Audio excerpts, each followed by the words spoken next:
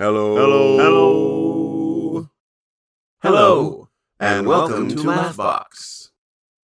Laughbox, the podcast for the Association for Applied and Therapeutic Humor. And now, here's your host, Chip Lutz.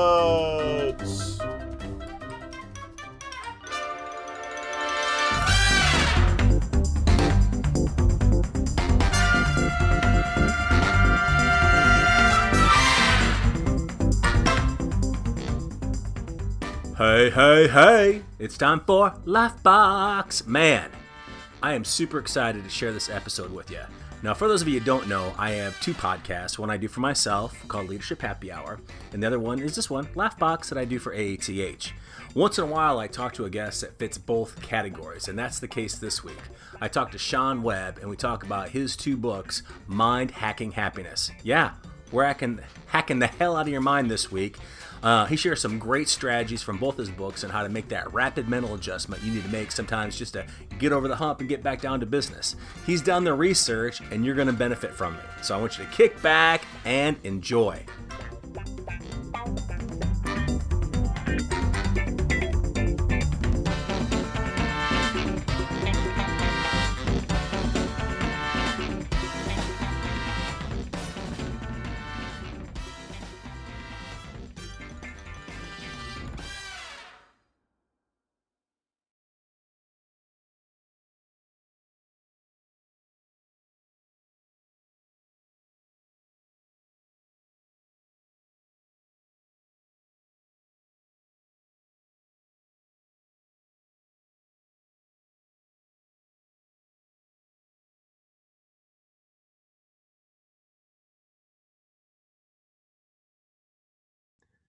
Well, hello, friends, and welcome to the podcast. This is Chip Lutz, the Unconventional Leader. And today, man, I get to talk to somebody, a man after my own heart. Somebody actually in his videos talks about adult learning models, which is pretty awesome because nobody talks about that stuff. I get to talk to Sean Webb, and we're talking mind hacking happiness.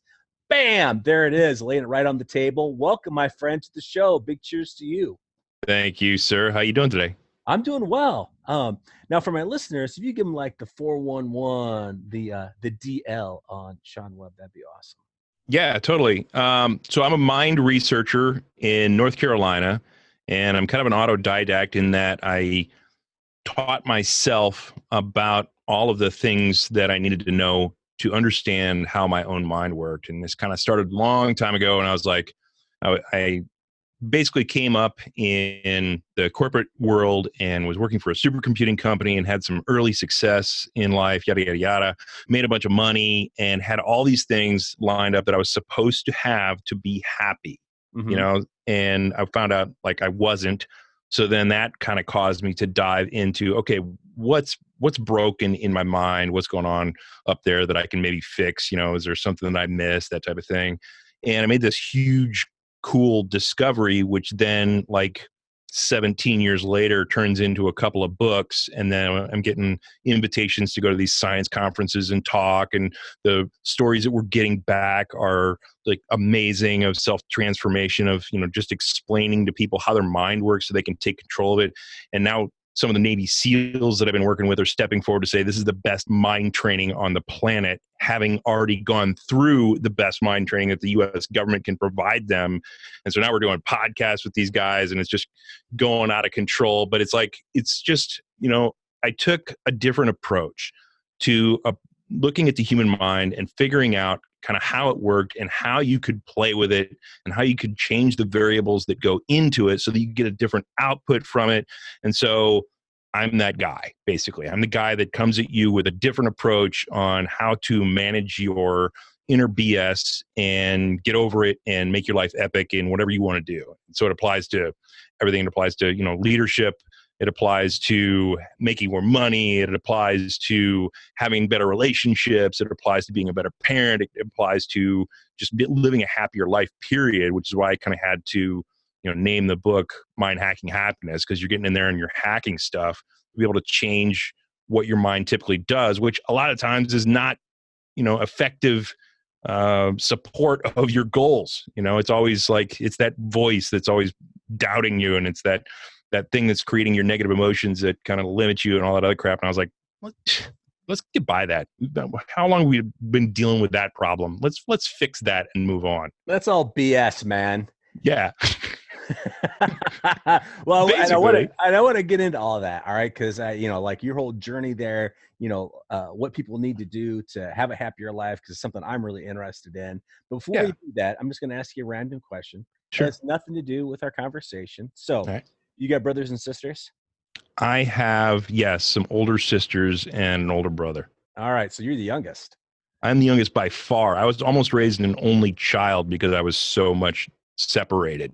I understand your pain, man. I get it. I'm the youngest as well. And there's a big gap between me and the next. All right. So when you were growing up, what was the one thing that your older siblings used to torture you with that to this day that you're still thinking about revenge? Oh,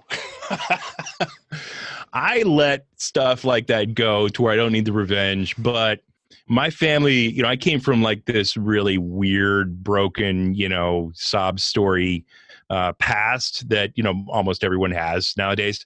So I think what they tortured me with was kind of loneliness because everybody kind of just fled the household and didn't look back and like never called and never wrote, because my parents were like not optimal parents. And so, they did the best they could. They just couldn't do very well. So, it was like decades before I was able to like have a good relationship with those guys just because I didn't know who they were and didn't know where they lived and all this other stuff. So I didn't mean to laugh, but I was just thinking that you call your brother, you're like, hey, this is Sean. And like, he's like, Sean who? And right. He's like, your brother, your brother. Yeah, it was weird for a while where, everybody just kind of went four distances, four different directions into the wind. And it was, it was crazy. It was not that big a gap between me and the next of my family. It's like 5 years, but I mean, that was a big transition for me because everybody was gone. In my last 5 years at home, I was only child. And I worked really hard to maintain relationships, but then everybody would just kind of like living their life. And I was like, that was my first big life lesson was like, well, yeah, I guess, everybody just lives their own life. You just, you don't need to get involved in everybody else's crap. So anyway. Totally. I mean, it's nice to have people around who support you and whatnot, but there's also a path that, you can lift yourself up by your own bootstraps. Yeah, right? Absolutely. Yeah. Awesome. We got a couple things in common there besides the adult ed model, but anyway, we'll get into that. So let's talk a little bit about the journey that you alluded to at the very beginning, that, you're trying to figure out things on your own happiness. So in that journey, what were some of the first revelations that you had as you were going through and self-teaching? Well, I made a big discovery about the human mind that there's a lot more intelligence under the covers than we're led to believe and that we typically have access to. Mm-hmm. And one of the first things, like when I was on my front porch, and I tell this story in the book, I was on my front porch and I was waiting for this, brand new stereo delivery that I just ordered on for a house that I'd signed the papers on the day before. I'm in an upper middle class neighborhood at the age of 27 in the city of Atlanta. Mm-hmm. And so, that wasn't cheap. And basically I'd done it without a cosigner and I talked about my poor childhood and whatnot coming up. So I went from like poverty to, middle class, solid middle class America by myself mm-hmm. in about a decade.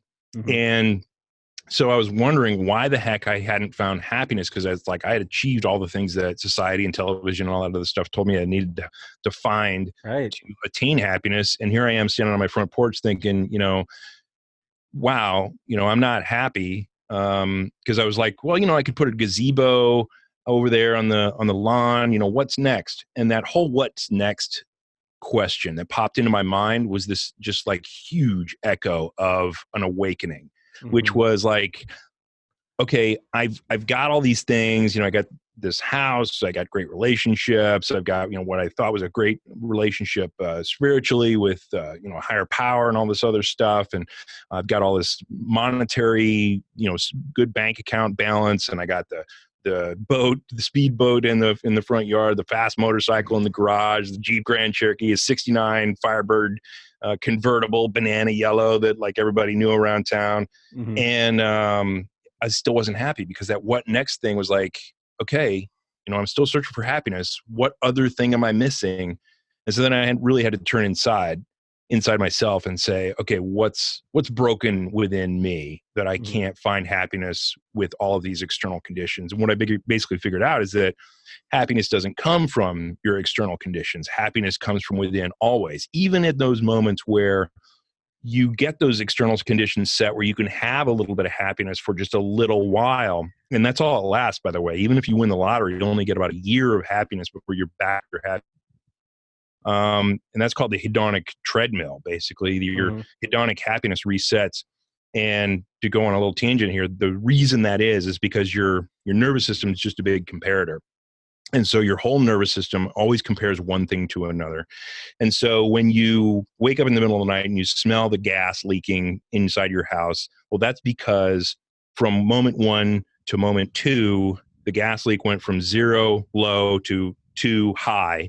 And you woke up in the middle of the night and your olfactory nerves are saying, hey, there's a gas leak. You might want to get out of the house. So then you walk around for 10 minutes. You're trying to figure out where the gas leak's coming from. And then all of a sudden you don't smell it anymore. You think it was a dream. You go back to bed and the whole family dies because you didn't get out of the house. Because what's happening is your nervous system normalizes. It only will talk to you about the differences in things. And so between time 2 and time 3, the gas stayed high and then remained high. And so your nervous system said, okay, I'm not going to report this anymore. I reported it to you. And so, yeah, that's why, like, when you smell gas, you got to get the heck out of the house.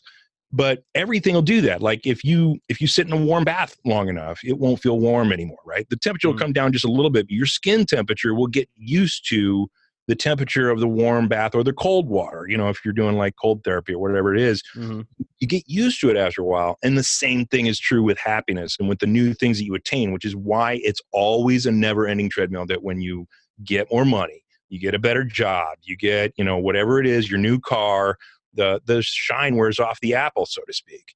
Your nervous system gets used to it, and then you go back to where you were. See, that's amazing. I didn't realize it was a nervous system thing. So I always look, I realized that, happiness is always fleeting. That, Yes. because it's like any emotion. It's here one moment and here gone the next. And then, people are always kind of chasing it. And I always think about, Don Draper from Mad Men. He would say, what is happiness? It's that moment before you need more happiness. Right, exactly. But I didn't realize it was tied to the nervous system. That's fascinating. And, it's tied to how your physiology works, right? I mean, that's just how your body works. It's just how your brain works.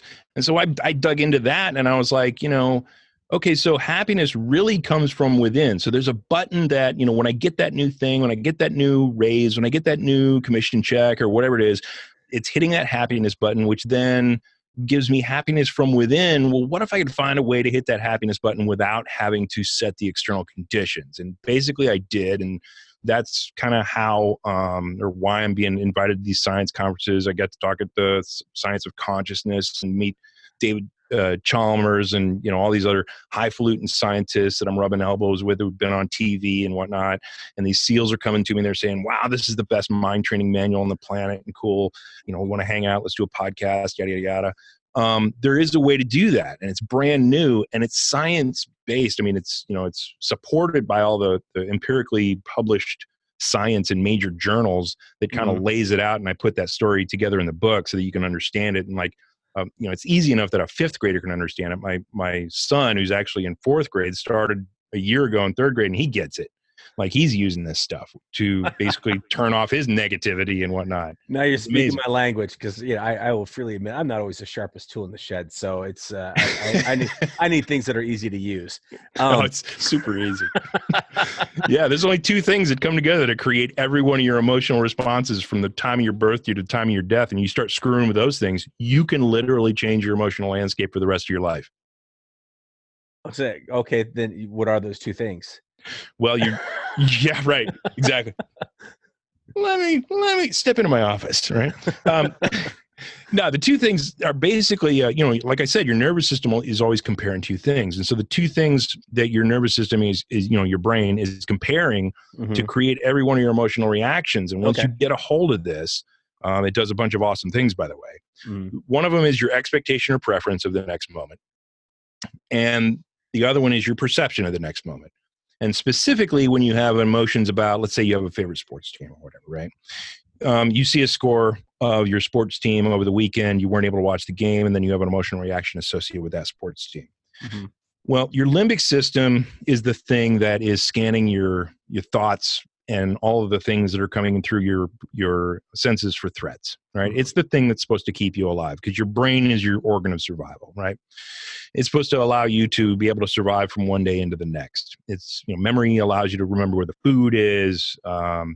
Your creativity allows you to build a shelter to stay out of the elements. Your sense of humor allows you to attract somebody into a bed to propagate the species, whatever it is. Well, this limbic system scans all of your environment for threats, and it says, okay, is this a threat? Is this person a threat? Is this headline a threat? Is this score in the newspaper a threat? And then a second question's got to be asked, a threat to what? Right. And the other thing that you're looking at is your sense of self, the laundry list of things that you have to protect, because when you look at a leafcutter ant, you have to know whether or not you have leaves to be able to determine whether or not you have a threat assessed according to that leafcutter ant, right? And so this laundry list of self used to be thought of as just our body, right? Which is why you dodge out of the way when a baseball comes flying at your head. And it's an involuntary thing. Your limbic system's really quick, and it usually shuts down the rest of the brain when it starts firing. So you lose your thinking brain. And so at the point that you have this self map hardwired in, you then start to pile on other ideas of self that go beyond your body. And there's this guy at UVA who proved in an fMRI. He brought in a group of folks, and it was Jim Cohn at UVA, brought in a number of folks and put them in an fMRI and said, okay, we're going to give you a flash of light in your glasses, and then we're going to zap your ankle. And you were going to watch your brain in between. And so what he was expecting to see was a fear response. Okay, we're going to flash a light, and then, oh my God, now I'm going to get zapped on my ankle. And that's exactly what they saw in the fMRI. So then he brought in somebody else who is a stranger and took the ankle zapper off of the original subject and put it on the stranger. Mm-hmm. And he said, okay, we're going to give you the flash of light, then we're going to watch your brain, and then we're going to zap the stranger. And they got exactly what they expected there too, which was, we don't care, right? There's no fear. Zap the stranger. I'm going to giggle. Give me some popcorn, whatever it is. And, but then they did a third step, which was they brought in a familiar. They brought in like a significant other, a good friend, or, neighbor, or whatever it was. And they put them next to them on the gurney and put the ankle zapper on the person that they loved. And they couldn't tell the first scan from the third scan apart, because what they were proving was that people around us get mapped to our own sense of self. It becomes our own definition of who we are. It includes the people that are around us.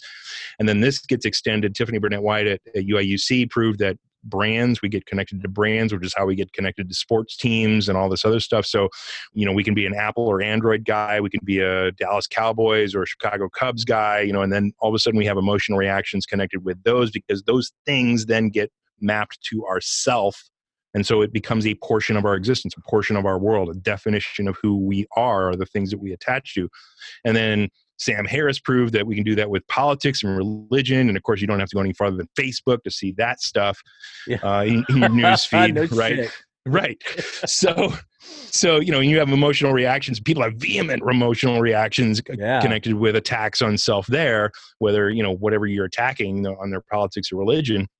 And so, you've got this whole process of the limbic system creating this perception, which is one side of your equation of emotion, and then it gets balanced versus your expectation and or preference of all the things on your personal self map. And this is what makes you an individual out of all the 7.5 billion people in the world. Mm-hmm. It was your customized self map, and then your customized perception profile, like how you see things in the world. And so that's why you will have a different emotional reaction from somebody else who's in the same exact situation, that type of thing. But here's the really cool thing that happens is that when you learn to see your expectation or preference as compared to your preferences, you get to see your mind creating your emotional reactions in real time. Okay. And two magical things happen at that point. One is that just like a tooth can't bite itself, a fingertip can't touch itself, an eyeball can't see itself without some distance in a mirror, an olfactory nerve can't smell itself. You have to have a distance between a perceiver and a perceived. And so when you're able to see your mind creating anger and understanding the two variables that come together to create your anger or your sadness or your fear or your worry or your regret or your stress or whatever the hell it is, because they all have specific definitions. Mm-hmm. At the point that you can see that, your subconscious mind says, wait a second, I thought I was that mess. And now, because of this new information that I learned, I now can see that mess. So I must not be that mess because I can't be it and see it at the same time because there's no distance.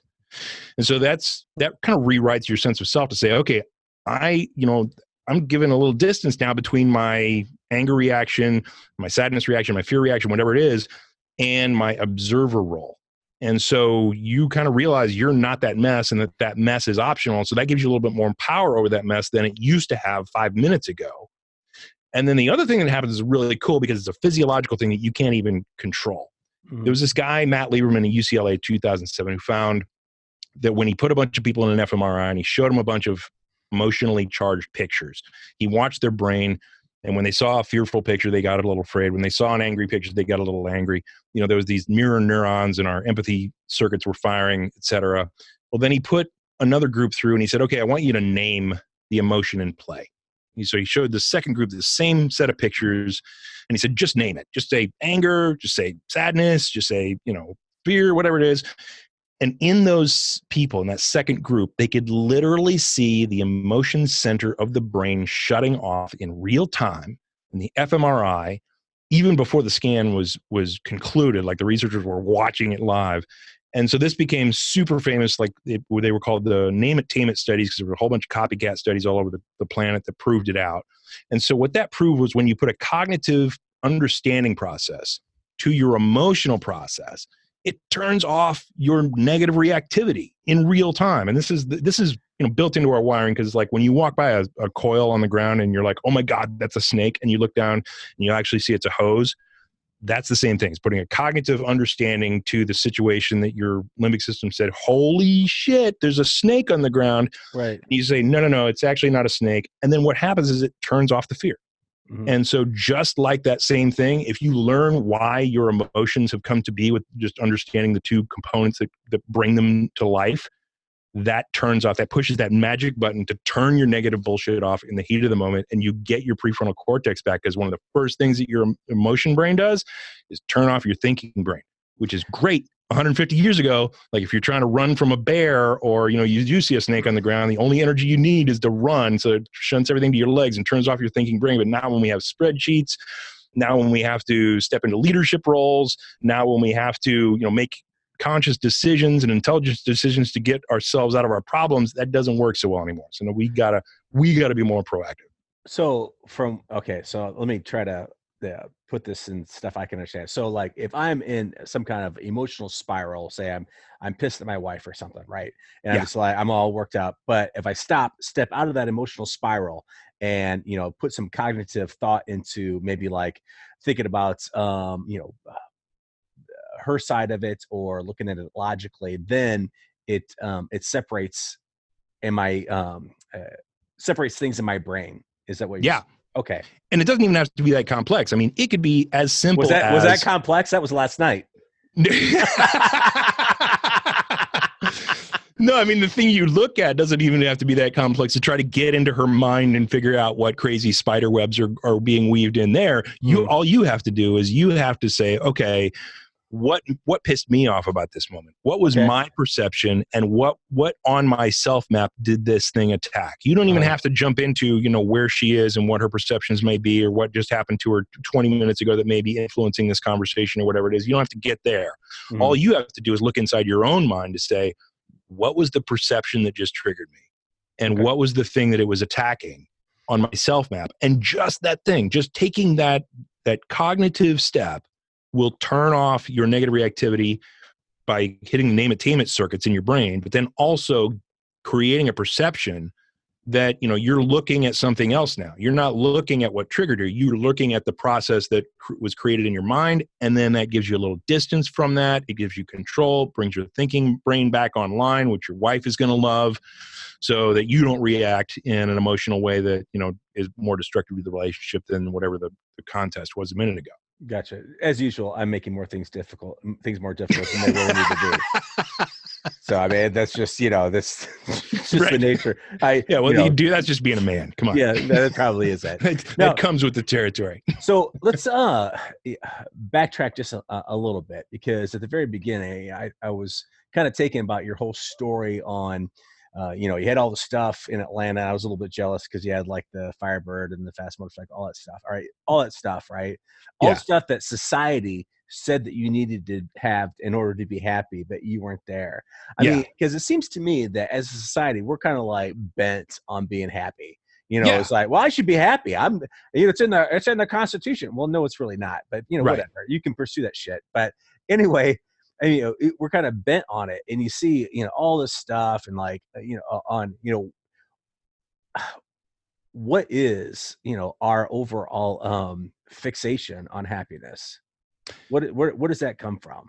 Well, it comes from survival, and specifically homeostasis. Okay, so homeostasis is the thing that governs every individual cell in your human body, and it is the thing that comes from nature. Whether it comes from the quantum field or whatever, we don't know, but there is an underlying intrinsic motivation that drives an individual cell to not react or be cool if everything's status quo or increased in value, and then to freak out if everything isn't in good working order, or if something needs to be changed. And so basically it's just a rule that says, okay, if everything's cool, we're cool. And if everything's not cool, we got to do something and make it cool. Right. And it governs every cell in our body. And that's exactly in a reverse cascade that what happens to roll up into our emotions about whether the Cubs have won the game over the weekend, or the two games or whatever they're playing over the weekend, and what you've seen in the scoreboard. It's like, I've seen that they've dropped 2 out of 3 to St. Louis, and oh no, now I got to look and figure out what's going on with the pitching, or now I got to, take action and read this article about why they lost or whatever the situation was, instead of just saying, oh, they won the game. Awesome. So it comes down to our ability to manage that whole process of, figuring out why homeostasis is doing what it's doing in our psyche, in our human psyche, and managing that, and then taking control of it by turning the knobs of your variables that create your whole emotional landscape in the first place. Like you can adjust your expectations forever.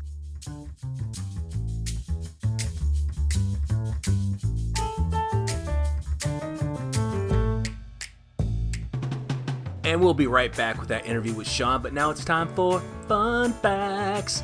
And since we're talking about happiness, I thought the fun fact I would share with you this week would be on happiness. And it comes from onlinebustle.com, and it says that happiness has power over your immune system. That's right.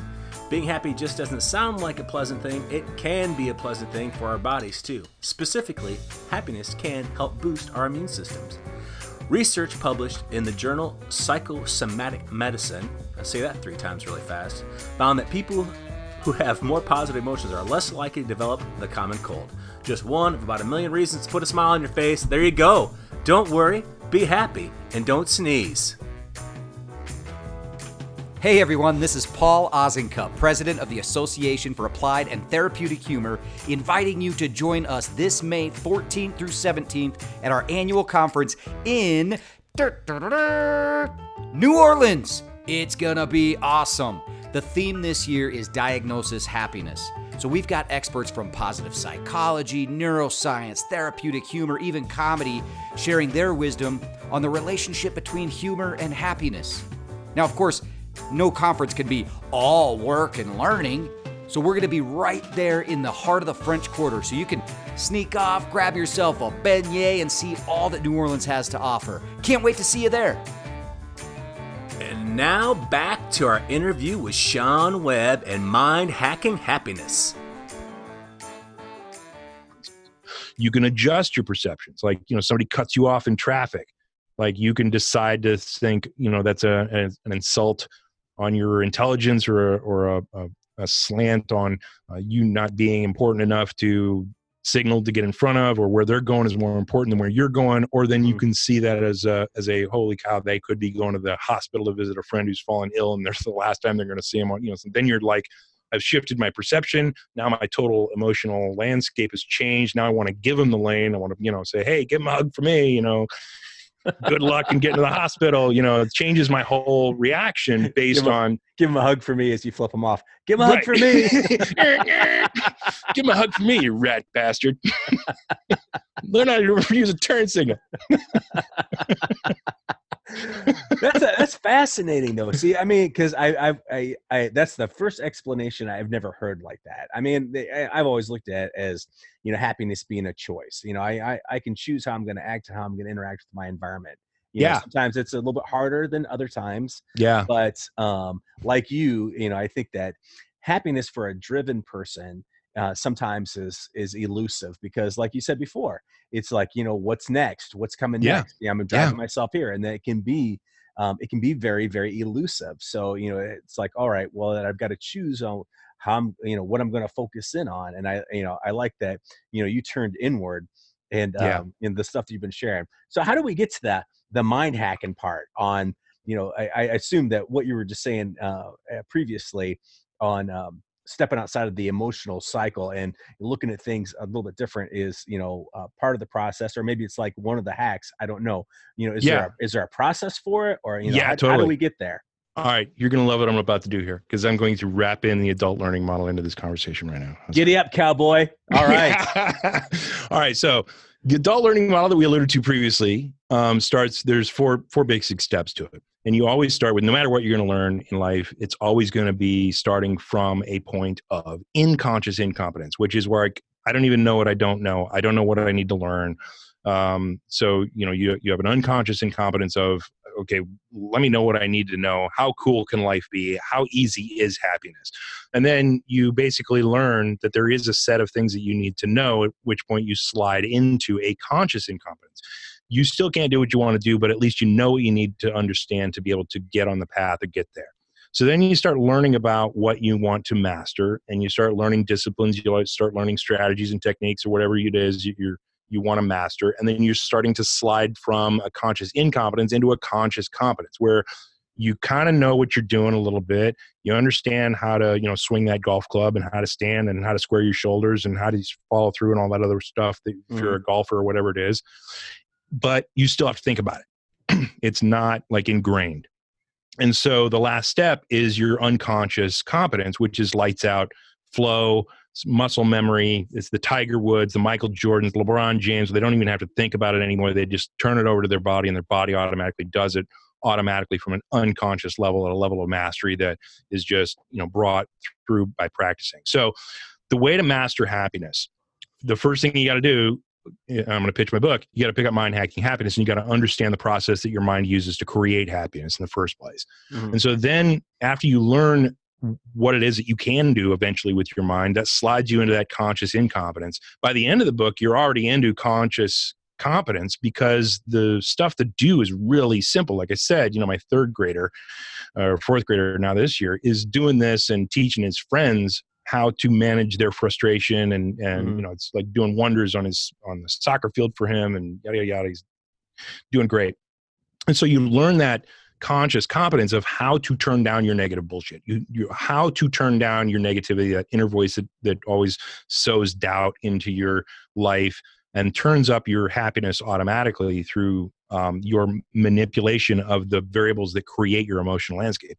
So then you slide into your conscious competence, and after a while, there's this thing called plasticity, where neuroscience isn't very old at all. It's a nascent science of the brain that we don't know shit about the brain. But what we do know is that what we thought about it 10 years ago is all wrong. And what we thought about it 10 years ago is like, you grow a brain, it never changes, you never get new neurons, it never reallocates anything, and here's your roll of the dice, hope you get a good one, come on 7. Right? Right. That's awesome. We know that's all bullshit now. So, and just like going to the gym, like you're talking about workouts previously, we're going to the gym, our muscles get bigger, our aerobic rate gets improved. The more we exercise, the body changes based on how we use it. Well, the brain does the same thing. And so just like you practice crossword puzzles, you get better at it. You practice piano, you get better at it. You practice shooting a basketball, you get better at it. Over time, as you manage your negativity down and increase your happiness up, you get better at it over time. Your brain actually changes in form and function to shrink your limbic system nodes and your amygdala. And then increases your left shift in your prefrontal cortex to where that's firing all the time, which is your happy place in your brain. I had a brain scan and I had a super huge left shift in my brain that physically proved, like empirically proved, that I was a happy guy. Mhm. And there's another guy, this French Buddhist monk, Mathieu Ricard, who had his brain scanned as well, had the same thing. And he even kind of meditated out his startle reflex, which is like they put him in an fMRI and played him loud sounds through his headphones, and his subconscious brain wouldn't even jump because Really? it's amazing dude. You got to read about him. I wrote a couple of chapters on him in my second book, which is Mindhacking Habit has turned out to be way too long of a book. So we chopped it into volume 1 and volume 2. Volume 1 is the stuff you need to make your life awesome. Volume 2 is if you want to go deep into the ancient disciplines and spiritual enlightenment and all that other cool stuff. I put a bunch of science to that as well. Mhm. But I talk about him in the second book. Yeah. I mean, you can do this with practice. Like you practice the disciplines of understanding and separating from your negative reactions in your mind, making them optional. So you move from compulsion of being controlled by these things into a choice of whether to use them or not. Like sometimes anger is useful. Sometimes, disappointment, a little minor sadness is useful to motivate you, right? Right. You use it as a positive energy in your life. So, but you don't have to react to it anymore. It becomes optional. So you practice that for a while and all of a sudden it becomes automatic. Like there have been instances in my life previously after I did this for, over 10,000 hours or however long Malcolm Gladwell says to do it, that basically, anger became an option for me in certain situations. And I saw it forming in a split second. And I said, you know what? Nah, I'll bypass that one. Or sadness came up, I told this story in the second book where, I walked up to my mom's in assisted living at the time and I knocked on her door. And for the first time in my life, she opened the door and she goes, "Can I help you?" And she looked at me like I was a stranger. Mm. Right. And that was the first time ever. And understand, when you analyze this stuff later, you understand that in that moment, she has lost the only son that she's had, because my brother that I talked about previously was a half brother on my dad's side. So she'd never had a son. She always wanted a son. So now she's gone her whole life. And in this moment, I am realizing that she has lost all memory of her son. Mm-hmm. She's lost, probably a lot of memory from having kids, period. I've lost as an individual all future hugs from a mom who is still now walking the planet, who can't remember me. I've lost all future conversations with a mom. I've lost all the interactions that you could have son and mother in that half second moment. And there was a very clear conscious choice. I was like, okay, there's a sadness that could really arise in me at the moment. Mm-hmm. But because I had managed my emotional reactions so well and so consistently over a number of years at that point, the only thing that came up for me was a decision of whether I was going to wallow in my own self-pity for the moment or whether I was going to be there for her and be what she needed in that moment, to be a friendly stranger just stopping by to check on her, because that was her reality in that split second. So I was basically able to process that whole thing in less than a second and became the good neighborly guy who was just coming by to check on her welfare and be that nice guy. And so I transitioned from being her son who could have been hurt and, all this emotional fallout. And it's not like I had to go cry in the car later or deal with it later. It's like I processed that literally in about 1 second. Mm-hmm. And from that point forward, became that friendly stranger to her who she, kind of maybe seemed familiar with, because I even went in and I like gave her some time to try to figure out whether she'd remember me. And, over a 20-minute conversation that we had that day, so I was in a hurry. I even pointed at a picture of my son. I was like, "Oh, who's that?" And she goes, "Oh, those are my people. Aren't, isn't he cute?" And didn't even know who it was, but knew that it was somewhat connected to her. And that's what her mind was doing. But, so after a while, right, what you do with this over time, like you start from scratch and you go from unconscious incompetence, and then you read the book into a conscious incompetence. And then by the end of the book, you're in the conscious competence. After a while, you go into your unconscious competence And all of a sudden your life becomes awesome because your negative reactions become optional. Anytime you want to feel bad, you can. It's your choice. Anytime Right. you want to use your anger, hey, you're free to. Anytime you want to use sadness, and you have a choice of feeling this stuff in full capacity. But you also have a choice to say, you know what? In this moment, I'm going to bystep that. And it's really just transformational. It's really just transformational. I mean, you want to talk about nirvana. You want to talk about being liberated. You want to talk about, living a life of complete choice from start to finish, from, the point that you master this stuff. It really does deliver on that. Well, hats off to you. That would be difficult as a son. I mean, I would just like put myself in your shoes as, as you were telling that story. Yeah. And I would, if for me, if it would suck if, I went and I was going to be that friendly neighbor. And then I realized that my mom never really liked me and she didn't like me as a neighbor. She's like, and she would say like, well, you don't really need to stop by again. I really don't. That would kind of suck. Yeah, that'd have been a little weird. It's a little weird. It's like, oh, well, you don't really need to stop by again. Thanks. So what are some of the hacks that, if you don't mind sharing some, of like things that people can do? Yeah. To Okay. get So to that point. So starting from the equation of emotion, you go back to your two variables that create every emotional reaction that you have in your life, right? This is the thing that always spurs that voice on to, send you doubts and all this other stuff. So you got two things. You got your self map on one side, which are the things that you're attached to, the things that you care about. And so you could get really attached to this show on Netflix, and then your perception of when they cancel it throws your life into a tailspin. Wipe some of that stuff off your self map. You don't have to hold on to everything so tightly. You want to hold on to the important things. Like, I always see the post reports of these hurricanes and these natural disasters and whatnot, and the people who've lost all their shit automatically wind up with, everybody in my family's safe, so that's all that matters. Yada yada yada. Get to that point before the hurricane. Mm-hmm. Right? Get to that point and realize what's important to you and what you want to really give a shit about. Mm-hmm. And then wipe the other stuff off your self map. Get rid of all that shit in the storage bin or the storage garage that you've had for, that monthly payment forever, shit you're never going to touch again, but you just can't let go. Give that shit to Goodwill.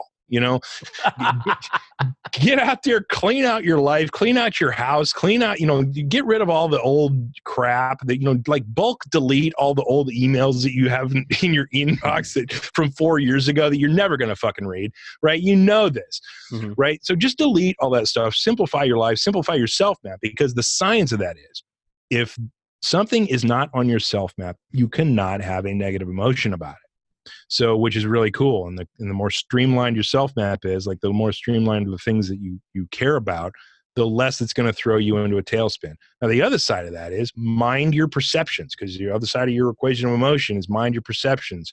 So, like you can always look at the negative perception that comes through on something, or you can look for the positives. And this is called reappraisal. Like psychology has been doing that for, decades. Mm-hmm. Been preaching reappraisal. Like, don't see it as an attack on you, see it as something else. Mm-hmm. But going back to the self side, you can the self map has its expectations or preferences. Like even going into a business meeting, right? Let's say you're attached to your job, but then you're also attached to this project, or then you're attached to this meeting, and all those things get piled onto your self map, and all these things are important to you for the moment. Well, maybe you've got an attachment. You'd love to have 10 things come out of this meeting. Well, maybe we need to look at that a little better, mm-hmm. Unpack that a little bit, and take off a few of those things that you think you want, and just hone it down to the top 3. And if you can get those top 3, then you're going to be happy. Because if you go in there with an expectation, high expectation, to say I want to get these 10 things out of these meetings, then you only get 7. 7's an amazing thing, but if you're looking for the 10, it's going to mm-hmm. suck. Right. So, you can adjust your expectations on things, and that can apply to anything. You can adjust your expectations of a date. You can adjust your expectations of how well a relationship talk is going to go this weekend, or how well a raise discussion is going to go with your boss. You can adjust your expectations on the fly. And from that point, that sets half your equation of emotion, at which point your perception comes in and all of a sudden doesn't ruin your day anymore. So what I hear you saying is that, part of the equation to a happier life is just lower expectations. Well, not 100%, but it's a good tool to use if you've got room to move. Right. Right. But that makes sense. I mean, that makes absolute sense. From my own life, I categorize everything in my life of one of two ways. Yeah. Stuff Chip cares about, stuff Chip doesn't care about. You Right. know what I mean? And amazingly, most of the stuff Chip cares about is very Chip centric. Yeah. Well, totally. And I think that, that doesn't make me special, it makes me a human being. I think we're all kind of wired like that. But if I divest myself of some of that stuff and, from what you were saying is that the closer emotionally tied you are to something, the more it's going to impact you. Yes. Separating yourself from that a little bit, obviously, from what you're saying, is going to help me just be a little bit lighter in my step. Yeah.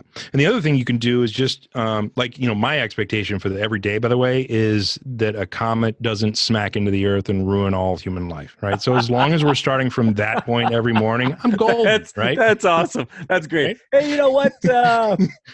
Check the news. Well, there's no comet coming. Oh, it's pretty good. Yeah, no, we're good. We're golden. The other thing you can do though is to be grateful. Like you put your perceptions on things that you have in your life that you're grateful for. Because this is the whole problem with, a lot of society is that people are always focused on what they don't have. And it's like, oh man, I wish I could make more money or have a bigger house or have a better looking spouse or have a better car, or whatever it is. And then they go their entire life living in lack. And the other side of that is there's a real scientific reason. I mean, it sounds like hokey, happy, flower girl bullshit to say, be grateful for what you have. But the reality is the science supports being grateful for what you have as having positive physical effects, positive psychological effects, positive health effects for you. And what that does is fire your vagus nerve, VAGAS, between your brain, your heart, and your gut. And when that thing is firing, your body not only works more efficiently, you're a happier human being, your immune system is working amazingly.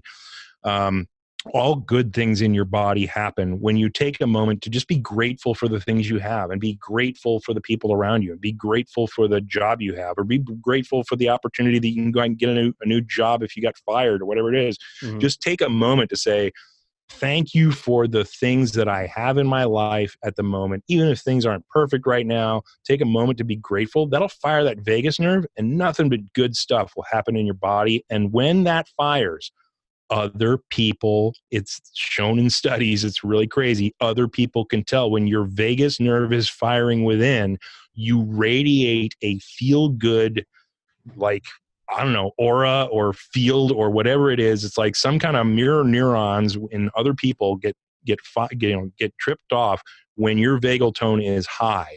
Really? People like you more. People will do things for you more. People will help you more. It's really crazy science. It's really crazy science. But when you're in a great mood and when you're thankful for things, and you're in that just positive space, other people pick up on it without even having to say a word once. It's crazy. That is awesome. Well, I'm really glad that you spelled out the vagus nerve thing. And, because initially I was thinking the vagus nerve, that's when I want to go to Vegas and totally gamble and, go to the burlesque show and stuff. So I'm glad that you spelled that out. Yeah. What happens in this Vegas? You must get that question a lot because you spelled out the Vegas, VAGAS. Right. Yeah. You spelled it out. No. What happens in this Vegas doesn't stay in Vegas. That's a great thing to say right there. That's awesome. Yeah, what happens with this Vegas doesn't stay with this Vegas. People pick up on it. Yeah, that's awesome. No, it's contagious. That is great. That is great. That is amazing, though. That when because when you were saying that, I was thinking about my own life. That when I'm in a crappy mood or stuff, certainly things. I don't know if people can really tell, but not as many great things happen. But if I'm a little more grateful, I'm living in a good place, and I'm a happier person, it's amazing things happen. I come into contact with people more. Or maybe I'm just more, more approachable. I don't know, but it's, that's amazing that you said it, because I didn't know that was a factor. Yeah, it's a thing. It's an actual thing. When your vagus nerve is firing between your brain, your heart, and your gut, Well, there's a lot of communication. First of all, it's the main communication artery between your gut and your heart to your brain, and 80 to 90% of the communication, by the way, goes up to the brain, not from the brain down into the body, which is really cool. And I did an interview with a buddy, Roland McCready, just recently, because I have a podcast with these two Navy SEALs, and we interviewed Roland McCready at HeartMath, and he gave us the whole science spiel of what's going on with that. And it's amazing all the good things that happen in your body and how other people pick up on it just like naturally. Like it's some kind of weird field effect thing that people are just around you and they sense it and they treat you differently. So maybe that has something to do with it too. Like you're just having a better day because people are treating you differently. Like, you're getting that first class upgrade from the airline attendant because she feels it too. So, one, if you're single, you should probably be a little more grateful, and then you're going to be able to attract a better mate. Totally. Two, that explains why my wife always gets like upgrades wherever and people give her stuff. People give her free stuff all the time. Like my wife's the same way. We stop someplace, she starts talking to the lady behind the counter, goes to pay for her soda, and they're like, "Oh, that's okay, honey, you don't have to pay for that." And she's like, and we walk out, and I'm like, "That doesn't happen to other people. That only happens to you." Oh, She's yeah. like, "What?" I said, "No, it's just in being Gwen. It's just Right. it's your Gwenness. People just want to do things for you. That there's science behind being Gwen. I understand it." My wife's the same way. You just get used to it after a number of years. You're just like, oh my God, I'm so grateful I'm married to my wife. Yeah. She gets such good treatment. Yeah, exactly. It's like, and I get the side benefits. So that's awesome. Yeah, that totally. Great. Oh man, such a fascinating conversation. I've had a lot of fun talking to you. Now, if people want to get your book and they want to connect with you, where do you want them to go? Well, you can get my books off of Amazon, or I recorded it for Audible as well. Oh, cool. Yeah, so you can download it at Audible, and I got I don't know if you do affiliations with Audible, but I got a free affiliate link, mindhackinghappiness.com/free book. So if you don't have like a monthly subscription, I've had a subscription since 2006. It's the one thing that I will never cancel. I will be out on the street corner begging for money to pay for my Audible membership because I just go through Audible books like every month. You go there, you sign up, you get it for free, and you don't have to pay anything, and you get to keep it if you cancel. So that's cool. So you can go there, you can go to Amazon. It's got some pretty good reviews. I think I'm averaging about 4.7 out of 5 stars, something like that. It hasn't taken off super popular yet. I'm not on the bestseller list, but the cool thing is I'm getting, invited to these science conferences to talk about it. And I'm, the Navy SEALs are stepping up and saying it's better than the current mind training that we're getting from the SEAL Mind Gym in Virginia. So, it's got some clout. So that's kind of cool. That's awesome. Or you go to mindhackinghappiness.com to find some videos that we've done. We've got a YouTube channel, Mind Hacking Happiness. We're putting a bunch into this, a lot of effort into this because, one of the stories that I got back, I don't know if you have a couple seconds. There was this lady who, she had had a lifelong addiction with alcohol.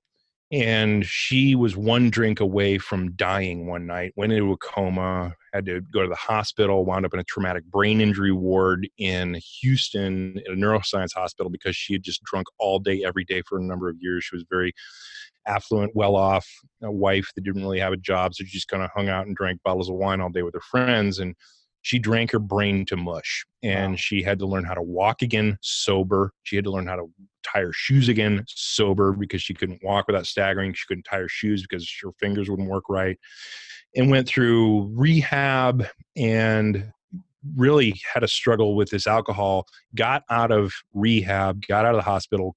Her husband's driving her home. They get out of the car. He's taking the bags out of the car from the hospital. She's inside pouring herself a glass of wine to take the edge off. Mm-hmm. So she goes, I know how much addiction can grip somebody. She read the Red Book, figured out how her mind works. She now understands that it's not the addiction to the substance. It's the pain underneath that causes the need to numb it or the substance to make it go away. She solved her own psychological issues simply by figuring out how her mind works by reading my Red Book, and then cured herself of her alcohol addiction without the 12-step programs, without the rehab, by simply getting in there and tweaking the variables that we discussed previously to cure her pain. And then now she's no longer an alcoholic. She doesn't drink alcohol anymore, but she did sit down with a glass of wine afterwards and a journal to say, okay, I'm going to journal the psychological effects, the physical effects, what I'm thinking at the time, all that other stuff. She drank a glass of wine, like took the drink that AA says you can never take because you're forever an alcoholic after a certain point, and proved them wrong and said, I cured my own alcoholism. I don't need alcohol anymore. She chooses not to drink, but basically cured her own alcoholism by learning how her mind worked and taking control of it. And I was just like, okay, I don't care if anybody else in the world buys my book. That's a win. Yeah, absolutely. Absolutely. Yeah. You got to, that's how I look at, winning the war. It's, person by person, that's awesome. That is a great story. That is a great story. Well, I'll make sure I put those links in the show notes so people can just click and, go, because and I'm an Audible person. So I know what I'm listening on my next road trip. So that's awesome. That's great. Now, excellent. If we're really at a bar drinking, I'd give you some kind of drunk dare. But since we're not, I'm just going to ask a few random questions for my Overstuff Would You Rather book. Knock it out. Mr. Webb, you're okay. 3 questions. I'm going to apologize in advance because I do not know where this book is going to open. So I think that you're pretty much a game for anything. All right. First question. Would you rather, Sean, inherit a piece of land between 2 battling countries or inherit a piece of land near an active volcano? I'll take the land near the warring countries because I think I could probably broker a peace. There you go. You just give me your book. They'll all be good. Next question. Would you rather find out that while drunk the night before, you flashed the elderly woman who lives next door, or that you pounded the hell out of your own car with a hammer?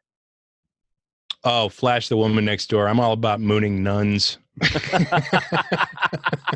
No, I would flash the woman next door because, nudity is not that big of a deal. All right. This one's going to be, you're really going to have to think differently about this one. All right. Would you rather, Sean, as a woman, have a really hairy back or really long, curly, exposed nose hairs? Ooh, can I braid them? You can do whatever you want, man. It's I'm not putting parameters on the question.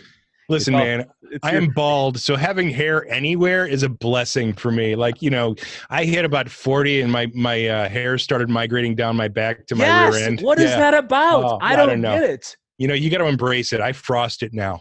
I just go to, That is awesome. That is awesome. Now I'll take the nose hair all day long because I'll just get the clippers up in there and cut it out. There you go. There you go. All right. Well, it's been an absolute pleasure talking to you today. I mean, I learned a lot, and I know my listeners will get a lot from it. And plus, it was just a lot of fun. Oh, thanks, Chip. I really appreciate the time, man. It's always fun having a good conversation. Yeah, absolutely. Thanks.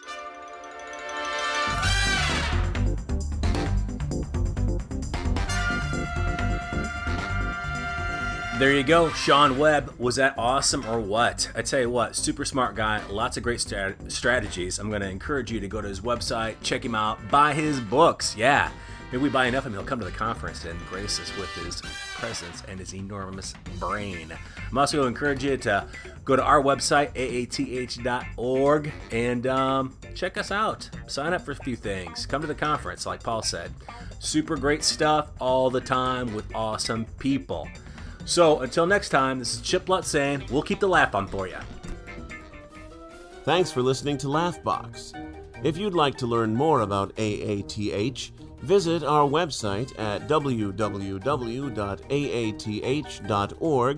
or email the host at chip@unconventionalleader.com.